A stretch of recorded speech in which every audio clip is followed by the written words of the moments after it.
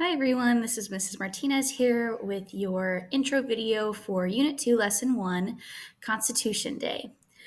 This lesson is going to be a little different than the ones we're going to do the rest of the school year. But just like normal, I'm going to walk you through the main lesson and then you're going to go take your quick check questions. Introduction. Each year on September 17th, Americans celebrate Constitution Day and Citizenship Day.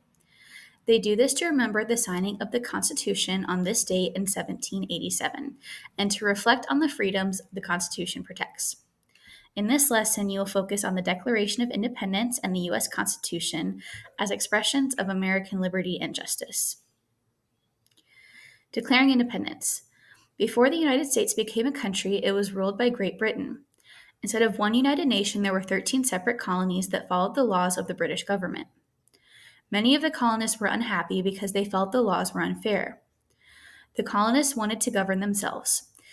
They took a bold step and declared their independence from Great Britain.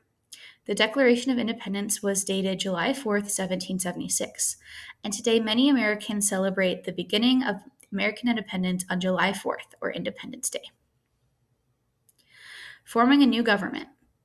In 1783, the colonists won the Revolutionary War, and the United States of America was officially recognized as an independent nation. During the summer of 1787, delegates from 12 states met in Philadelphia to strengthen the new government. The delegates decided to create a new constitution. This constitution listed the powers of the government. On July 7, 1787, delegates signed the U.S. Constitution. Next, each state's legislature had to ratify or agree to the new document. Some leaders were against ratification. They thought the Constitution did not adequately protect people's freedoms. In response, the framers or authors agreed to add a series of amendments or changes to the Constitution shortly after it went into effect. These amendments clearly stated individual and states' rights. Together, these first 10 amendments are known as the Bill of Rights.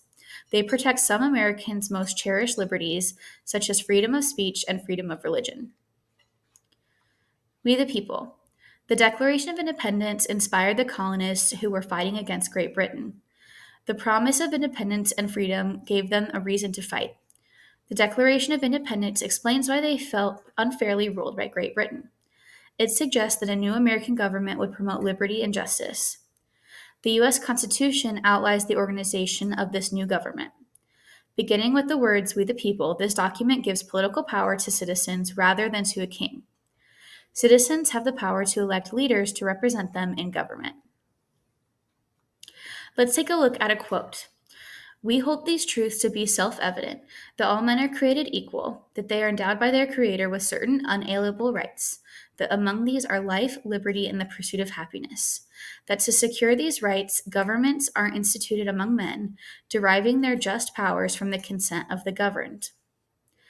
Throughout history, Americans like these supporters of women's suffrage have looked to the American ideals of equality and freedom for their inspiration.